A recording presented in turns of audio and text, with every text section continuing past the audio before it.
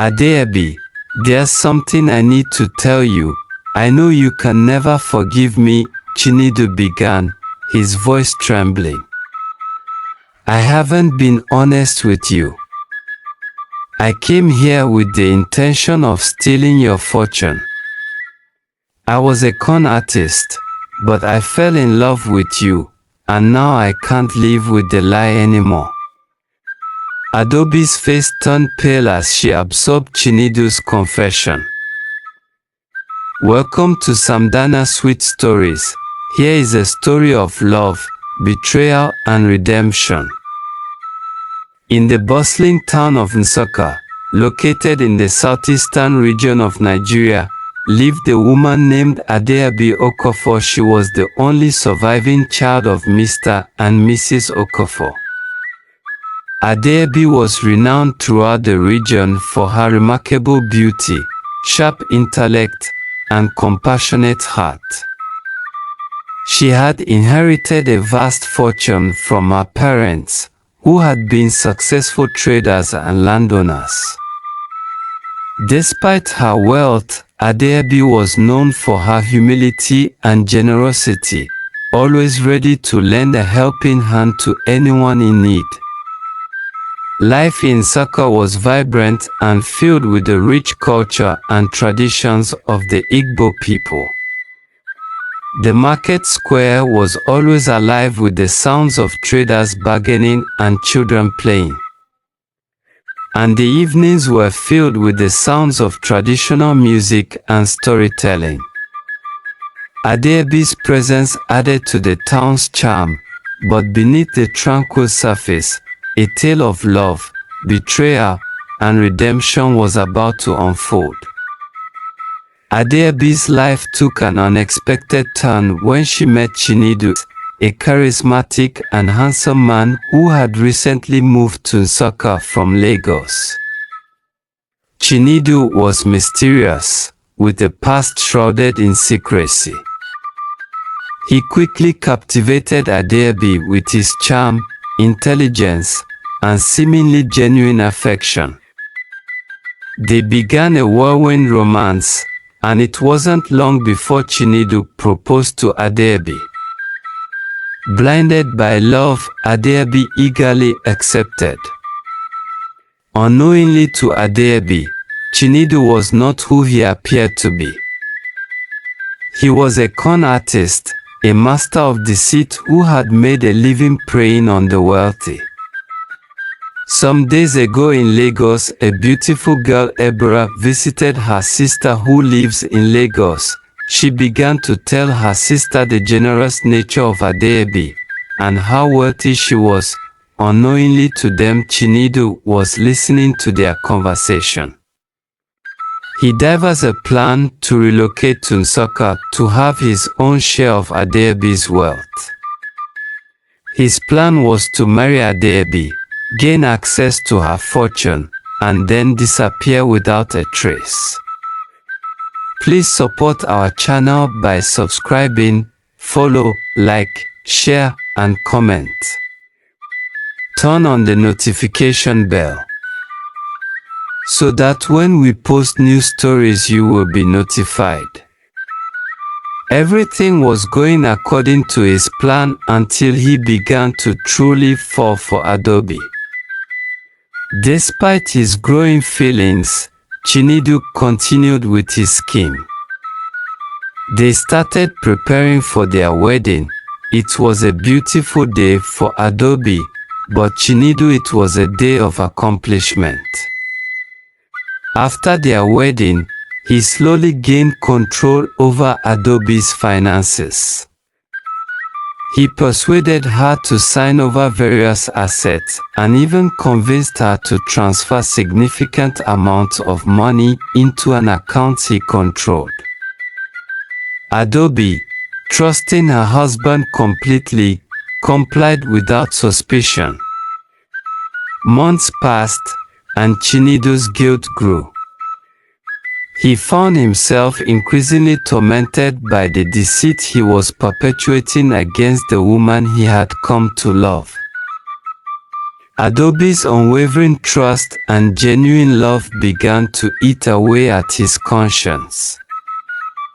He started questioning his actions and the path he had chosen in life. One fateful evening, as they sat under the stars in their courtyard, Adobe noticed Chinedu's unease.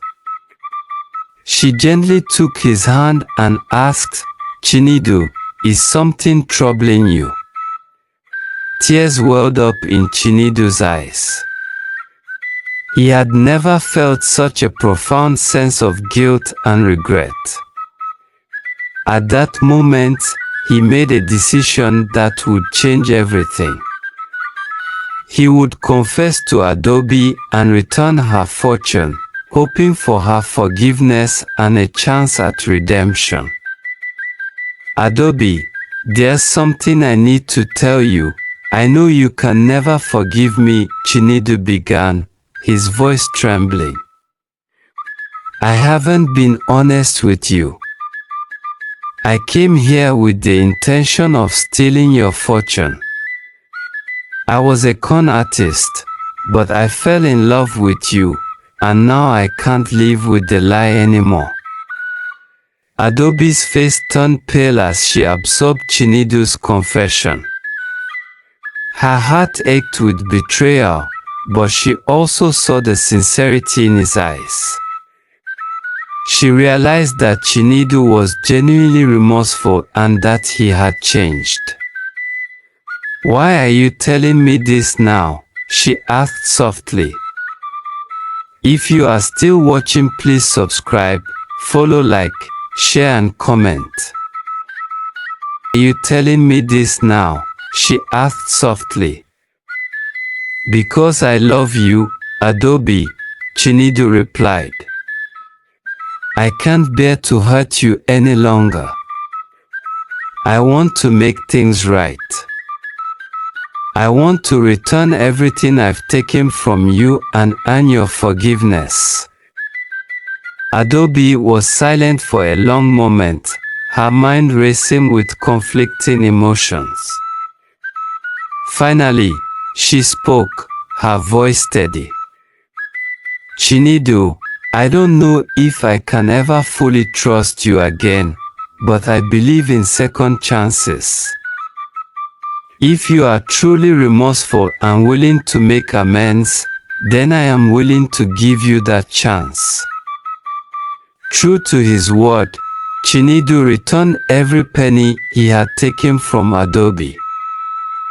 He also sought counsel from the village elders to address the root causes of his deceitful behavior and worked tirelessly to rebuild the trust he had shattered.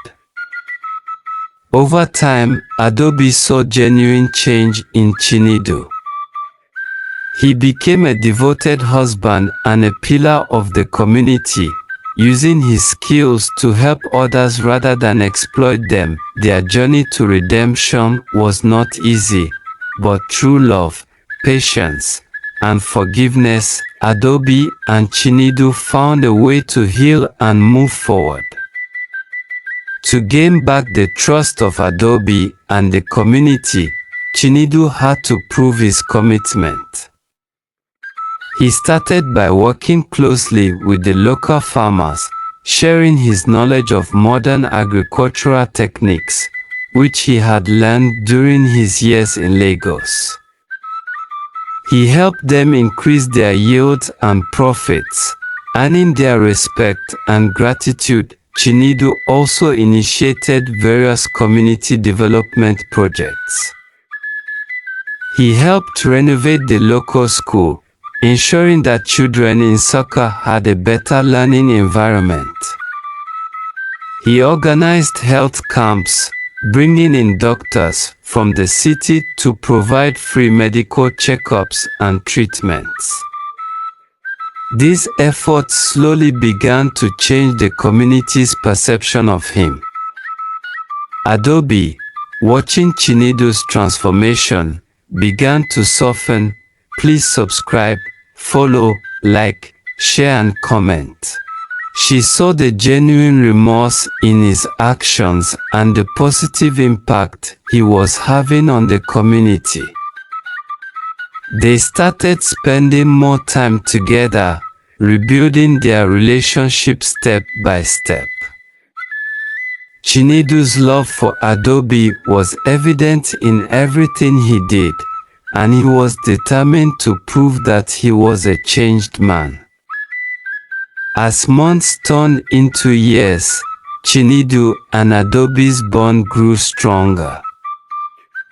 They became a symbol of resilience and the power of forgiveness in Soka.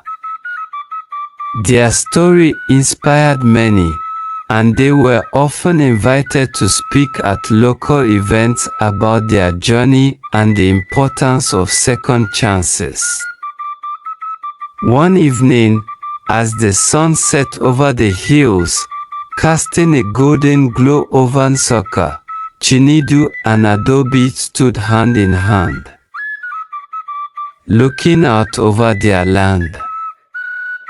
The past was behind them, and a future filled with love and hope stretched out before them.